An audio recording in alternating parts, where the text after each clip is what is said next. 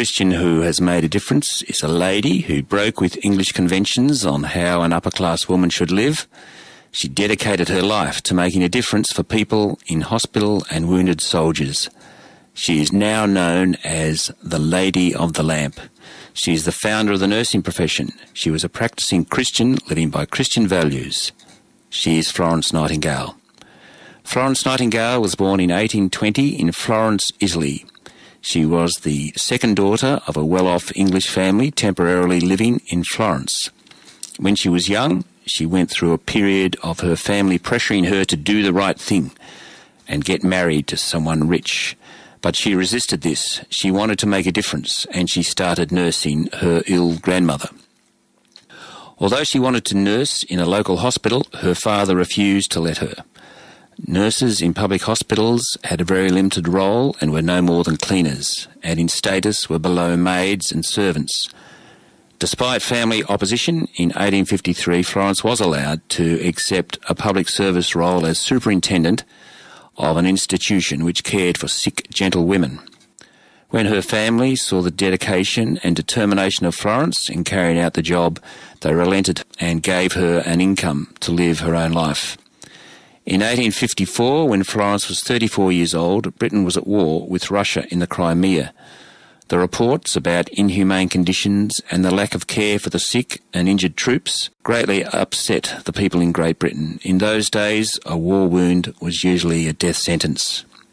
Money for medical supplies was raised by the public to be sent to the Crimea.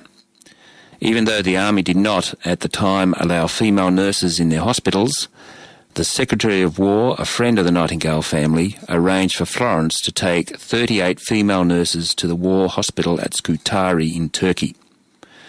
There were a huge number of injured soldiers. Hardly any were receiving even basic care and treatment for their injuries.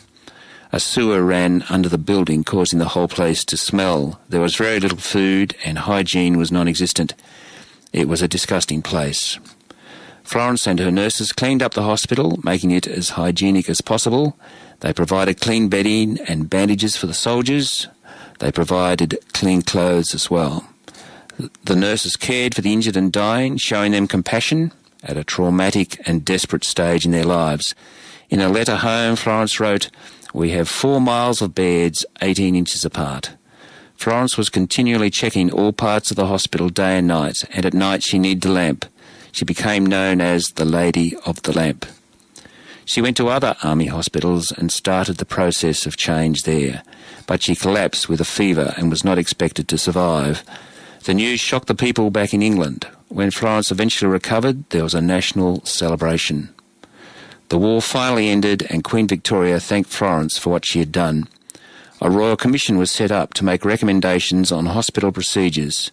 Florence wrote most of the report, and most of the report was implemented, changing hospital practices forever in the West. Florence then set up the Nightingale School of Nursing in 1860 and produced a number of books on nursing practices. Florence made other major contributions. She advised on the treatment of injured soldiers in Egypt. She advised the Americans on war-wounded treatment during the Civil War. She was involved in a royal commission into the health problems in India, which resulted by 1888 in a sanitary board being set up in every province of India.